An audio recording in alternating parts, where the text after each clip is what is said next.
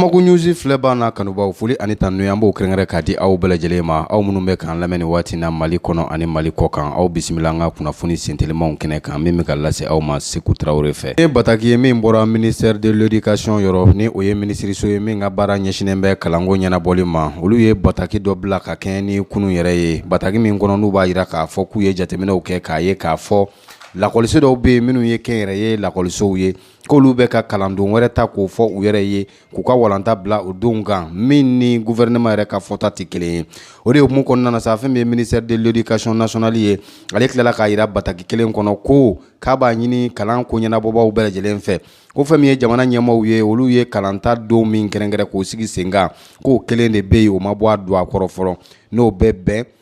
tarata ma octobre kalo tile fɔlɔ san 2024 hali n'a y'a sɔrɔ jamana ɲɛmaaw kɔni ye kalanta bolo da ka bila octobre kalo tile 2 la kɔnɔgan o bɛ mɔgɔ caman na nin waati in na k'a sabu kɛ maa minnu bɛ yen ni olu ye gɛlɛya sɔrɔ so bin na olu kɛlen bɛ ka u ka yɔrɔw bila nin waati in na ni ka taa yɛlɛma kalansow kɔnɔ ka sabuya kɛ gɛlɛyaw ye nka hukumu kɔnɔna de la sa jamana ɲɛmaaw kɛlen kɛlen k'a fɔ ko kalanta bilalen bɛ octobre kalo tile fɔlɔ la kɔnɔgan bɛ maa caman na jamanaden maa caman bɛ k'i yɛrɛ ɲininka k'a fɔ nin ko bɛna kɛ cogo di sabula maa minnu bɛ yen n'u bɛ kalanso kɔnɔ nin waati in na taa yɔrɔ wɛrɛ tɛ u la ko bɛɛ lajɛlen dun ka hakɛ ye i ka se ka siyɔrɔ ɲuman sɔrɔ ka i dogo ye nka mɔgɔw kɛmɛ k'a jira ko kura ko denmisɛnninw fana ka hakɛ de ye kalan ye n'a ma ye ko kalanta fana bɛna kɛ kalandenw lasago yɔrɔ dun ye kalansow ye o ko kɔnɔgan bɛ mɔgɔw la o de hukumu kɔnɔna na fɛn min ye jamana ɲɛmaaw ye ani minnu bɛ yen ni o ye société civile ye olu bɛ ka wele bila jamana ɲɛmaaw ma u ka se ka fɛɛrɛ jɔnjɔnw sigi sen kan cogo min na nin fan fila bɛɛ lajɛlen bɛ se ka dusuma sɔrɔ ka kɛɲɛ ni kunu ye min n'o bɛna septembre kalo tile 23 ma san 2024 jamanakuntigi ni o ye colonel Asimi Goita ye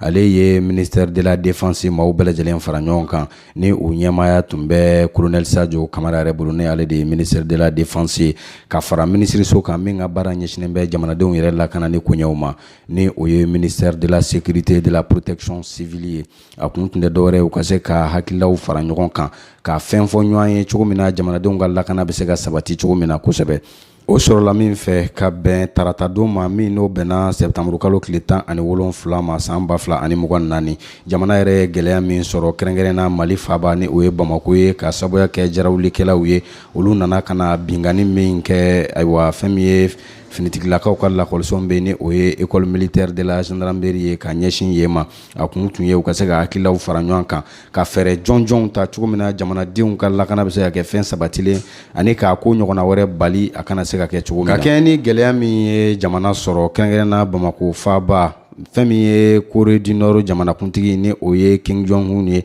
ale ni an ka jamanakuntigi colonel Asimi Goita olu kɔni sera ka kuma falen dɔw kɛ min n'a kɛra nɛgɛjuru sira senfɛ u ka kuma mugu kɔnɔ fɛn min ye Corée du Nord jamanakuntigi ye ale kɔni y'a jira k'a fɔ nin walejugu min n'a kɛra maa banbaganciw fɛ ni o ye mɔgɔjugu ye ko ale b'a kɔn wa a tilala k'a jira k'a fɔ k'a ka dɛmɛ ɲɔgɔnya o na se Mali jamanadenw bɛɛ lajɛlen ma cogo min na an ka lakana bɛ se ka kɛ fɛn sabatilen ye a tilala k'a ɲini colonel Asimi Goita fana fɛ jɛɲɔgɔnya baara min bɛ jamana fila ninnu ni ɲɔgɔn cɛ halisa u k'olu kow sen ni k'a cɛ bɔ ka taa fɛ jamana fila bɛɛ lajɛlen bɛ se k'i ka nafa sɔrɔ min kɔnɔ ani ka layidu gɛlɛnw ta Mali jamana ye k'a fɔ don n'a nataw la a na cɛsiri bɛɛ lajɛlen kɛ cogo min na an bɛ se ka kɛlɛkɛminɛn caman sɔrɔ an ka lakana k'o kɛ fɛn sabatilen Mali minisiriso min bɛ yen n'ale ka baara ɲɛsinnen don mara ani marabolo cɛbɔli ma ni o ye ministère de l'administration et de la décentralisation ye ale kɔni ye kibaruya dɔ di jamanadenw bɛɛ lajɛlen ma waati laban in na kunnafoni min na a b'a jira k'a fɔ an bɛ donni min na ko bi Mali jamana yɛrɛ cɛbɔli ni ka hakɛ dɔn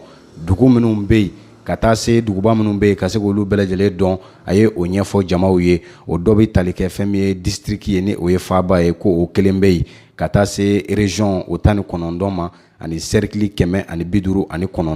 ani arrondissement 474 ani commune 815 ani 15 o bɔ ɲɔgɔnko ma o kɛra fɛn min ye découpage ni o ye ka jamana tigɛ ni ka a hakɛ dɔn ka bɛɛ bila i ka bilafan o kɛlen laban min kɛra a jaabi labanw de kɛra olu ye nin jaabi ninnu bɛɛ lajɛlen sɔrɔla ayiwa fɛn min ye kuma caman olu kɔfɛ sabula kabi waati min na découpage ninnu tun bɛ kɛ yɔrɔ dɔw bɛ olu tun y'a jira k'a fɔ u ma jɛn ni fɛn dɔw ye o jateminɛ ninnu bɛɛ lajɛlen kɛlen kɔfɛ k'a ban ka tila ka dugudenw bɛɛ lajɛlen yɛrɛ ka sɛbɛnfuraw sɔrɔ a ka di maa min ye ka taa yɔrɔ min na ka olu bɛɛ lajɛlen ɲɛɲini k'o ban nin de ye jaabi labanw ye min n'a dira jamanadenw bɛɛ lajɛlen ma nin kɛlen caman kɔni y'a yira k'a fɔ ko nin kɛra baara ye baara min n'a cɛ ɲɛna kosɛbɛ u ka nisɔndiyaw yira ka kɛɲɛ ni nin jaabi ye min ni o kɛra découpage laban senfɛ Burkina Faso jamana maa ɲɛmaw ka kuma lasela kɔni bɔra kunun ka kuma dɔw fɔ kuma minnu senfɛ a b'a yira k'a fɔ olu ka jamana ni o ye Burkina Faso jamana ye ale porokotola ka bɔ fanga dafiri wale caman na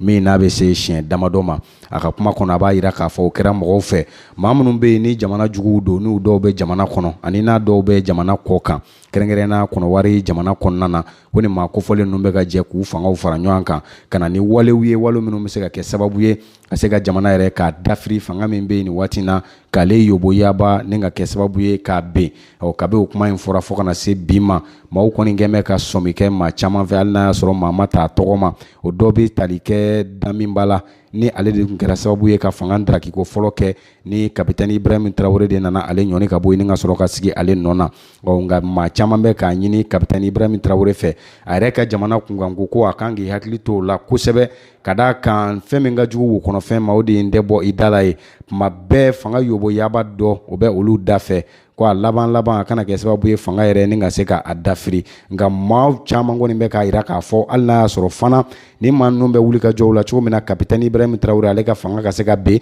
nka u tɛna nɔbɔ ko la ka d'a kan jamanadenw zɔn mɛn kapitɛni Ibrahim Traoré ka ban balimaw ne de bɛ dan sigi an ka bi don kunnafoni senteliman na min lasera aw ma Seku Traoré fɛ Bamako News TV sanfɛ aw ni cɛw ka kulomajɔ la ala k'an bɛn a ɲɔgɔnna wɛrɛ ma